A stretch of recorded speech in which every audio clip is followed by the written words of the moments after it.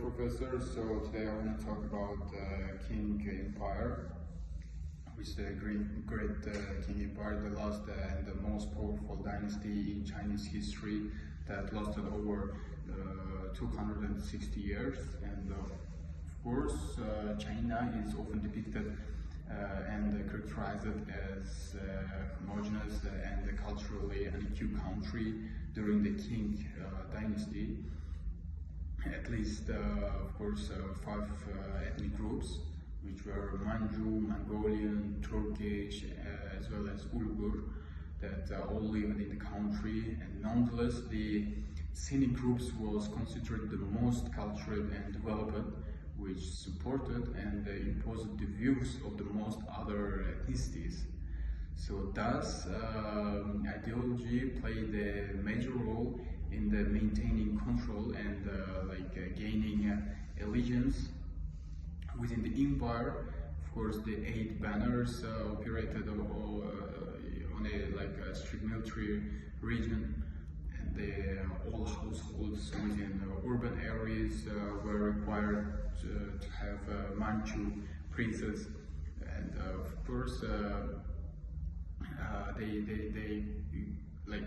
concubines that would promote the use of the Manchu tongue and encourage the community to build pride, being I would say follower of the Manchu culture. And the aim of these policies was to encourage the urban communities to transition from their traditional practices of farming to Manchu standards and practices. But strategic alliances and administrative reforms, the Manchu consolidated their power. And during period, the king experienced a major crisis, which resulted in the empire implementing a slew of reforms by aiming at modernizing the economy as well as the army, which referred to as the self-strengthening movement. And in spite of their efforts, the conservatives in the court didn't let them operate freely, and so the modification, of course, didn't progress further than their primary stages. And the failure to fully content with the changes brought forced by modernization and imperialism, it seemed to have been the verdict for the king. So the final blow was delivered in 1912, it was 1911. The above year saw the Qinq revolution, the turmoil that led to the ending of more than 2,000 years of more Chinese empire, and the Qinq dynasty came to an end with the eviction of last ruled Puyi in 1912, of course. So one event, however, was the establishment of China as a republic, of rather the start of Chinese history in a new light.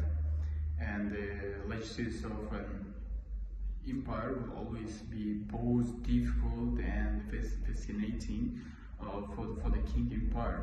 For instance, I can say that it was a period of both growth and economic development of new territories and of harsh cultural as well as even social setbacks, but major rule failure and eventual sensation certainly culminated to one of the most rapid fails from the recent history.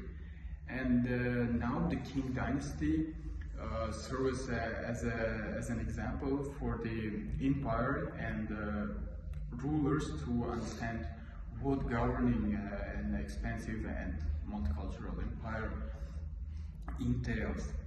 So in summary, The narrative of the Qing Empire can be summarized as tales of endurance and inventives and how to say, ultimately it was downfall.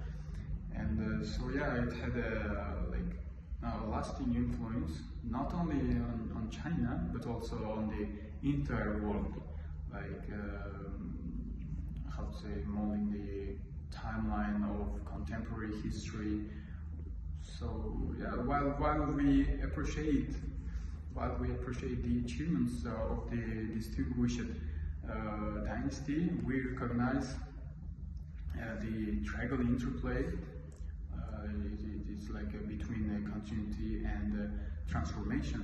So as well as the, how to say, reverberation of history in the present and of the future. So yeah, Professor, it's the end of my presentation about Qinq Empire.